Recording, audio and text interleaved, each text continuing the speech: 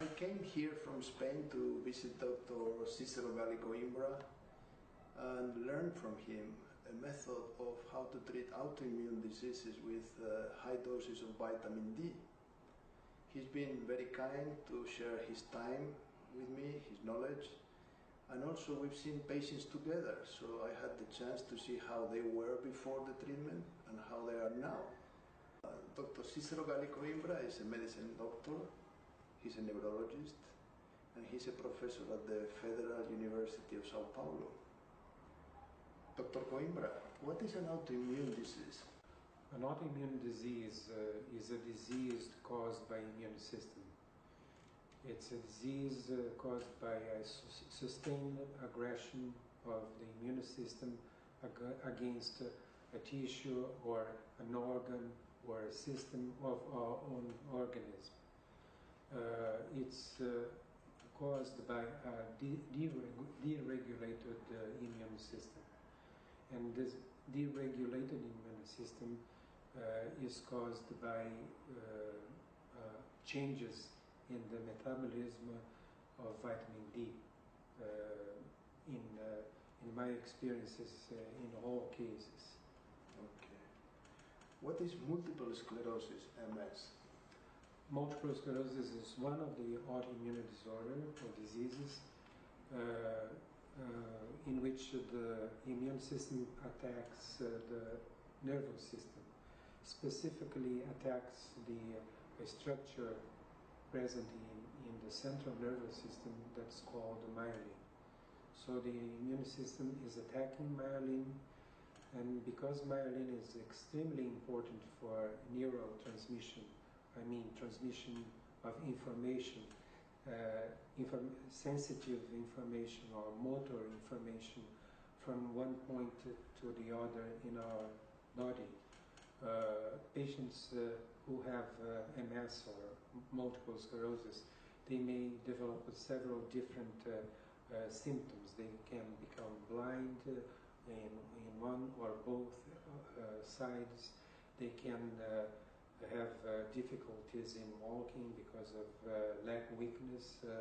The disease can progress to complete blindness and the patient being completely unable to walk and dependent on a wheelchair to move to one place to another.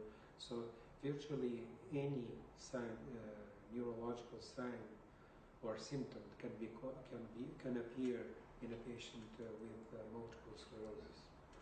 Are these diseases generally progressive? That means the patient gets worse and worse? Yes, that's the usual evolution or natural history of that disease. Patients usually they progress, slowly progress, or they have relapses. We call relapses, in which they have suddenly they have neurological symptoms, either sensory symptoms or motor symptoms or visual loss of auditory loss, and they become they accumulate disabilities throughout the years. Okay. Sometimes they progress slowly without relapses. Sometimes they begin having relapses and they are treated with IV corticoids, and they can recover only part of those disabilities. But as time goes by, usually those patients that started having relapses, they progress into a secondary type of progressive multiple sclerosis, in which those disabilities will get slowly worse and worse. Okay. You mentioned before that in autoimmune diseases, including MS, vitamin D is a regulator of the immune system. How did you start suspecting that vitamin D is important in these autoimmune processes? Yeah, I would say that vitamin D is not one of the regulator of the immune system. I would say that it's the most important, if not the most important regulator of the immune system. And it's not a vitamin, it's actually a hormone, meaning that hormone is a substances that in very small amounts can produce huge biological effects. And vitamin D, or this hormone known as vitamin D, can specifically block the specific type of immune reactions that is used by our immune system to attack ourselves. It doesn't impair our ability to fight infections like microorganisms such as tuberculosis, those that cause tuberculosis or viral diseases. Actually, the power of our immune system to fight those diseases are while only the specific program of activities that our immune systems that our immune system uses to fight ourselves, only that specific program of activities typically seen in a deregulated immune system, that specific type of reaction will be blocked or suppressed by vitamin D. Yes. Would that inhibition of this abnormal immune reaction could be achieved with a normal dose of vitamin D? No. I mean, like below 10,000 units? Yeah, that's a very good point. What we first is, it's important to say what is a normal dose of vitamin D. The dose that has been recommended, like 600 units per day, is a very, very low dose. It's not possible to recover from vitamin D deficiency by taking that recommended doses of vitamin D. And it has been recently shown that that recommendation was caused by a miscalculation, and an adult person would require at least 10,000 units of vitamin D, ideally 10,000 units, at least 7,000 units of vitamin D per day, ideally 10,000 units of vitamin D per day.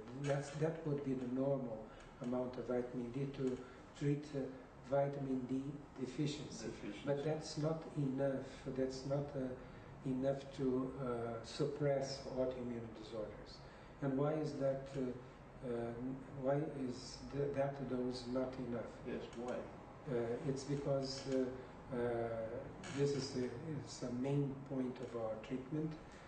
It's related to the discovery that patients who have autoimmune disorders are partially resistant to vitamin D, to the effects of vitamin D.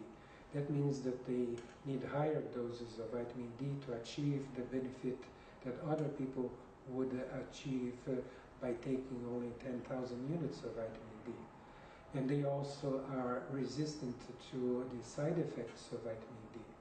So in order to suppress the whole activity of autoimmune disorders, they need much higher doses.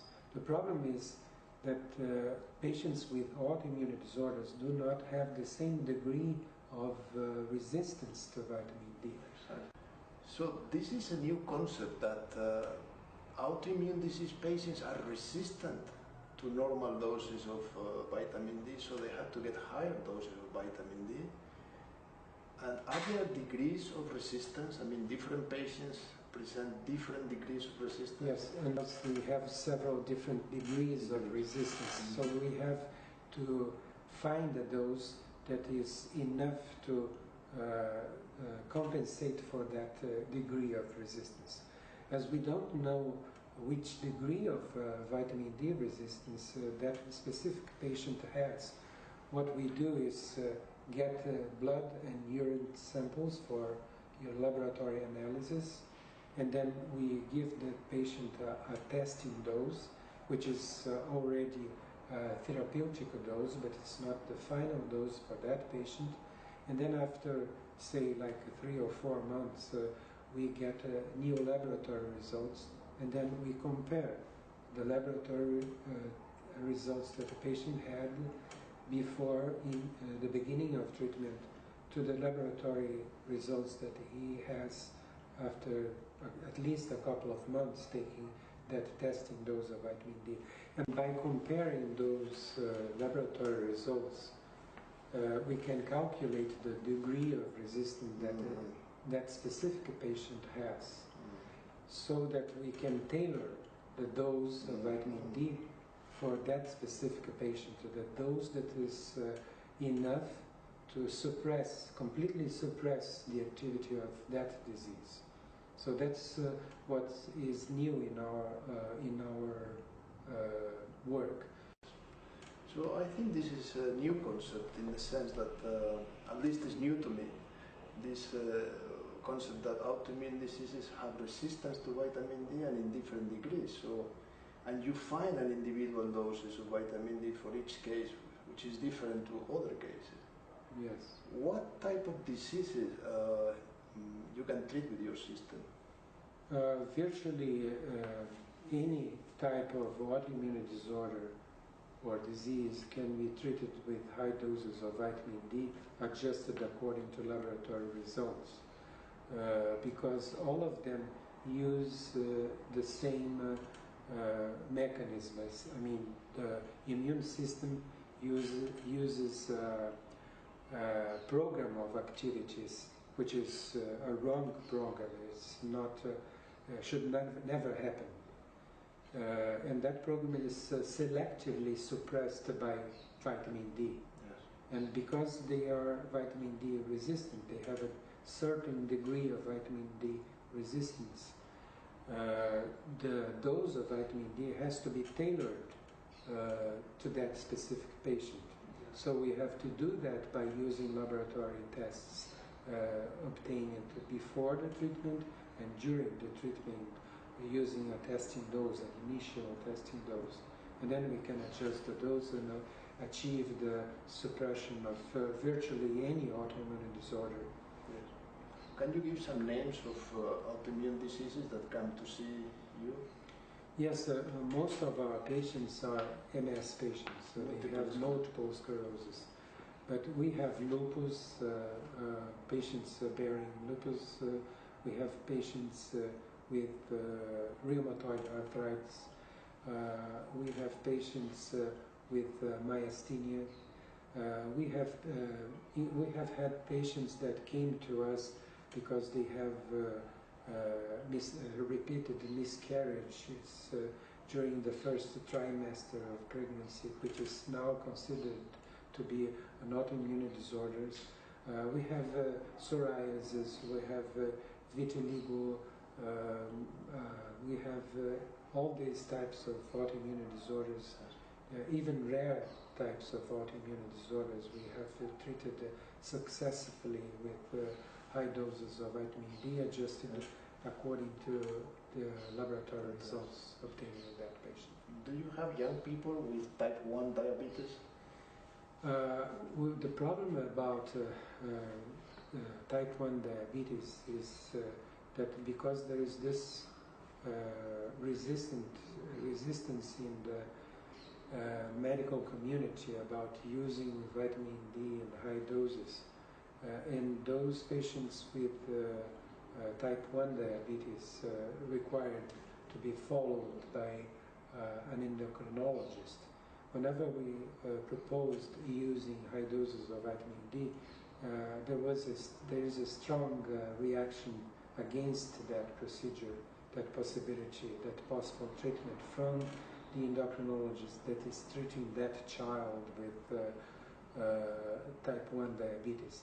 So we have been trying to initiate and sustain the treatment for long enough to see which results we can get treating those patients with high doses of vitamin D, but due to that resistance, we have not been able to follow those patients for more than a few months. So this is actually the only autoimmune disorders that have enough experience to say that we could recover those patients.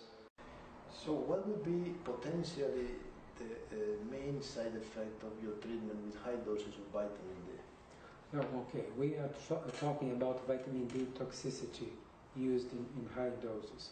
So vitamin D toxicity is always dependent on increasing the level of calcium in our circulation. So it's calcium. Yeah, so there are two possible sources of calcium that can go into the circulation as to increase the concentration of calcium in our blood. And one is the diet, and another one is our bones. Our bones can release calcium, and diet can provide lots of calcium because vitamin D enhances the absorption of calcium from food into the circulation. Using this method, the source of calcium that can cause that type of toxicity, I'm talking about high level of calcium that can damage the kidneys and our blood vessels. The source of calcium is our diet. So what we do to prevent it is, to prevent this side effect, is reducing the amount of calcium that is in the patient's diet. So the patient has to follow. The patient has to follow a restricted, a calcium-restricted diet. If you have only the amount of calcium that our organism requires, you don't have excess of calcium in your diet. The more the vitamin D enhances calcium absorption, it cannot induce the absorption of extremely high amounts of calcium because the diet is calcium restricted. In other words, there is not large amounts of calcium to be absorbed under the effect of vitamin D. So the diet is the main point. We have to, patients cannot eat foods that are rich in calcium. They can have only the amount of calcium in their diets that is required by the organism. So there will be no excessive amount of calcium absorbed because there is no excessive amounts of calcium to be absorbed. Is that a complicated diet? No, it's not. The main point is avoiding dairy, milk and dairy products, some nuts, nuts in general, like pistachio, peanuts are very rich in calcium. Foods from the Lebanese diet are also enriched in calcium. Sesame. Yes, so whenever you have seeds like nuts and peanuts and pistachio and things like that, you have to realize that this can provide a lot of calcium, and then you may have side effects of vitamin D in high doses. So you prevent the toxicity of high doses of vitamin D by restricting the calcium in the diet with an easy diet to follow. Is there anything else that you do to prevent this toxicity? Yes, the other thing is related to prevent excess of calcium release from the bones, and that is related to those laboratory results that I was talking about. We cannot increase vitamin D to a level that would completely inhibit, suppress PTH production, because when you suppress PTH production, then your patient is at risk of releasing the large amounts of calcium from his bones, and that would be the source of toxicity for vitamin D. So if you are following the laboratory tests and the patient is following the diet and the hydration, because patients also have to drink at least 2.5 liters of liquids in general, not only water, per day, in order to make sure that if there is any excess of calcium passing through the kidneys, to be eliminated in the urine. you can be sure that that calcium will be diluted by a large amount of urine. So you prevent the possible toxicity of vitamin D with an easy-to-follow diet and drinking more than 2.5 liters of liquid every day, which from the standpoint of a patient is not difficult to follow. Right. What kind of numbers of autoimmune diseases have you treated so far? Well, we estimated, we have a clinic where we have like 7 doctors using this protocol in several autoimmune disorders. And we estimated that like 4,500, around 4,500 patients have been already treated according to that protocol. So it's a large number of patients. We have also trained other doctors that are working in other cities in Brazil, and all of them, each of them are treating like hundreds of patients. So it's a quite large number of patients already treated in Brazil. In these days that I've been seeing patients with you, I've seen very young people, I've seen older people, I even seen pregnant women. Is there any restriction from the side of the patient? No, as I told you, the side effect that can be possibly result from high doses of vitamin D is increased absorption of calcium if you don't suppress PTH secretion. So if you don't have high levels of calcium in pregnant women, you won't have any damage, any possible damage to the fetus. Actually, we have been following children that were born from those mothers, and we have seen that they actually have very early psychomotor development. They showed impressive psychomotor development that amazes the pediatrician that is following those children, and this certainly will have a favorable benefit, an impact, beneficial impact in their performance when they are at the school age. So if you can treat pregnant women, I suppose there is no restriction of age.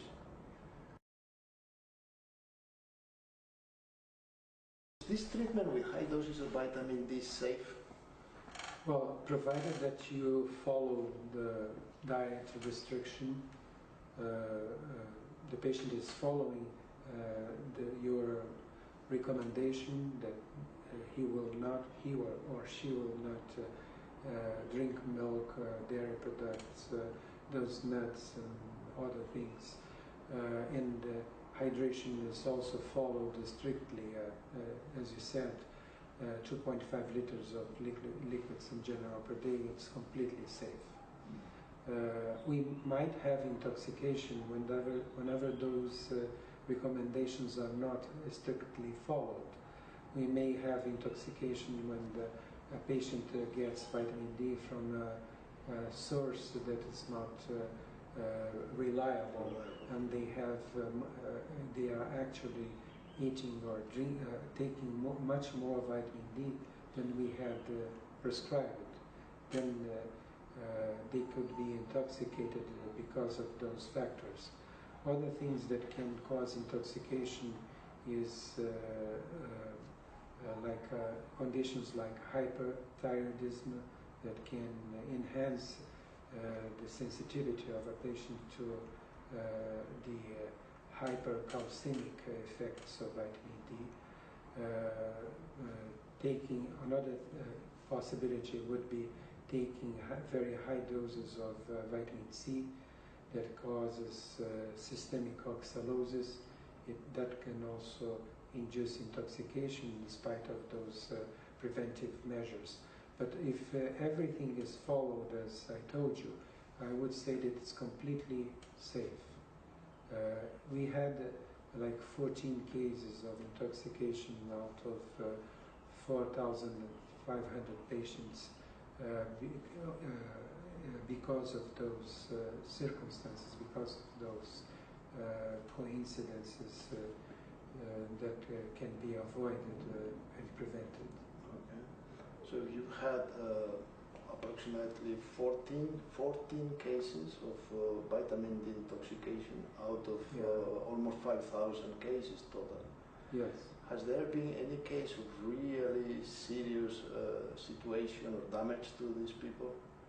Yeah, because we diagnosed intoxication very early, all cases we had recovered completely with no kidney damage. Okay. So all doctors that intend to use this protocol have to be also trained on how to early treat signs of intoxication. But what's important to say is that none of those 14 cases had permanent damage to any part of their organism, including their kidneys. Yes, I think that's important because I was personally trained in medical school to have fear of vitamin D toxicity. And you are saying that there is no real serious case of permanent damage with out of 5,000 cases. Yes, if you follow the precautions that we were talking about, yes. Exactly. How long is this treatment? We started, this protocol did not start as it is now. As you said, all doctors, not only you, but all doctors worldwide advise them against toxicity of vitamin D, and so were we. So when we started using vitamin D, we started using a physiological dose that was 10,000 units per day. We were increasing the dose progressively as we become more and more confident about what we were doing, especially when new information appeared in the literature, and also according to our experiences looking at the laboratory results, those were evidences that showed those patients were vitamin D resistant. And then the protocol became as it is now, or approximately as it is now, from 2012, but we started on 2002. So the largest dose that we have used is from 2012 up to now, that we are by the end of 2015. Yes. How long would you say normal treatment would take? Okay, we have a protocol where patients coming from Brazil, they have 4 appointments within a period of 2 years. 2 years, okay. At the end of this period of 2 years, they are discharged from our clinics. It doesn't mean that they are cured. It doesn't mean that they can stop taking vitamin D. It means that their disease is suppressed. They are not cured, but their disease is completely suppressed. They are free from that disease. They are free from symptoms, free from further damage caused by immune system. As long as they keep the same dose that was regulated, tailored for that patient specifically. The initial treatment that leaves the patient free from that disease takes like 2 years. Within this period, we have 4 appointments. Yes. What would be the rate of success of your method? Okay, how would you define success? Okay, we define success as patients who are free from disease activity, meaning that the disease cannot progress. It doesn't progress.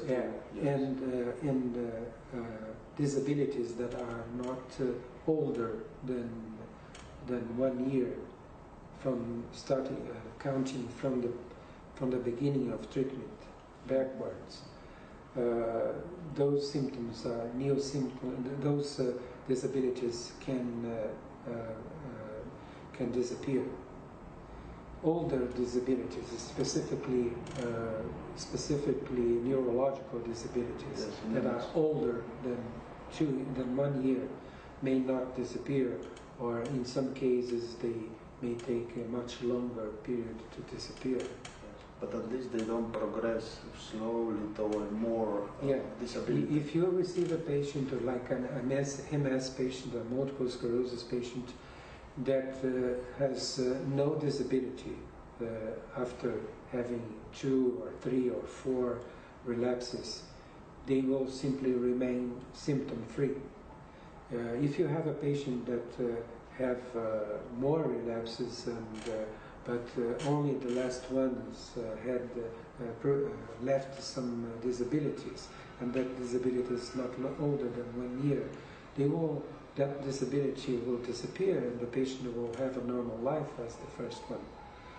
Patients who have older disabilities, older than 1 year, they may remain with that older disability, but they will not have new disabilities from the moment that they start the treatment. And the new disabilities that they acquire within this 1 year period, that will disappear.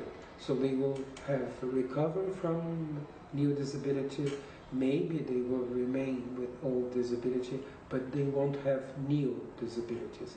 All that is called successful treatment. And I would say that this is called 100% of success. And we estimated that like 95% would reach 100% of success. 5% of patients may still have some signs of disease activity, even if they are under this treatment. Is vitamin D expensive?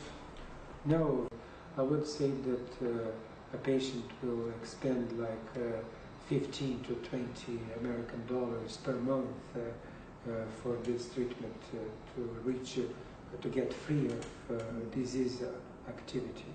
So it's very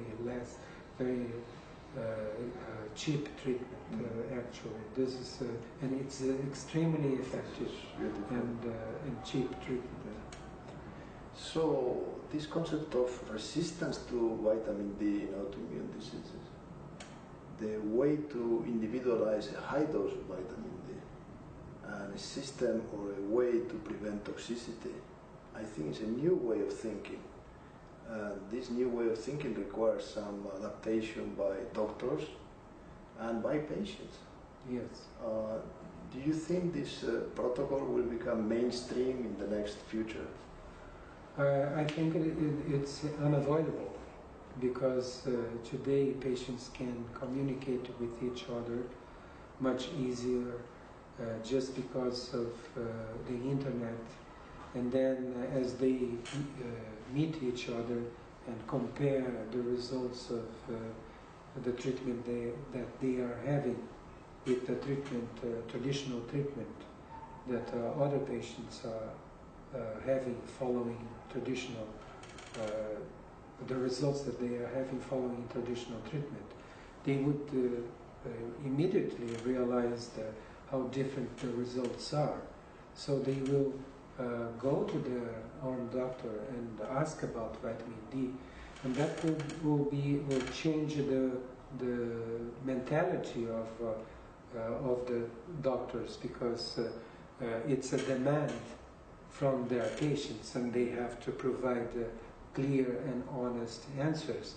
And then they will have to get informed about the effects of vitamin D, which is unfortunately is not in textbooks, unfortunately is not discussed in medical meetings in the universities. But I would say that the main source of this change of mind will come from patients who now can communicate with each other through the internet. They can meet each other personally after knowing each other from the internet. And that's the revolution. That's what makes this revolution unavoidable, in my point of view. Yes, this method is not in books, as Dr. Coimbra is saying, it's not in journals, but at least we have videos where we can means to transmit this method we're doing. So thank you very much. It's really not in books. It's really not in medical meetings,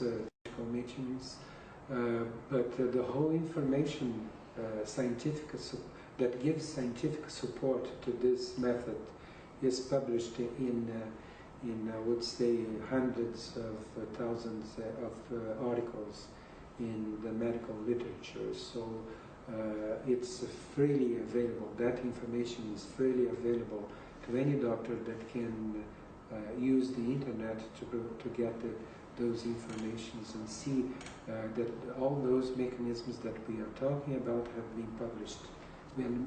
What we have been doing is bringing that information into the medical practice so that we optimize the benefit to our patients. And I would say that there is one more benefit by using high doses, tailored high doses of vitamin D to treat autoimmune disorders. Do not suppress the whole immune system. We only suppress the detrimental activity of the immune system. Actually, the beneficial activity of the immune system is empowered. So vitamin D increases the power of our immune system in fighting infectious diseases like tuberculosis, AIDS, influenza, chronic viral hepatitis, and that's something that is completely different from what we see in the traditional treatment, where the whole immune system activity is suppressed, so that the patient becomes vulnerable to infectious diseases. Plus, it's a more natural molecule. Yes. So we'll have less side effects besides the calcium. Yes, it's been in the nature for 500 million years. 500 million years, wow. So it's wonderful substances. I consider it the molecule of our century. Well, thank you. We thank Dr. Coimbra not only for developing this method, but also for sharing it with us, all of us. Yeah, thank you. Wish that as much patients as possible, as many patients as possible can get the benefit of this protocol, and we are sure that you will be one of the persons that will surely take this benefit to people in Spain. Thank you very much. You are welcome.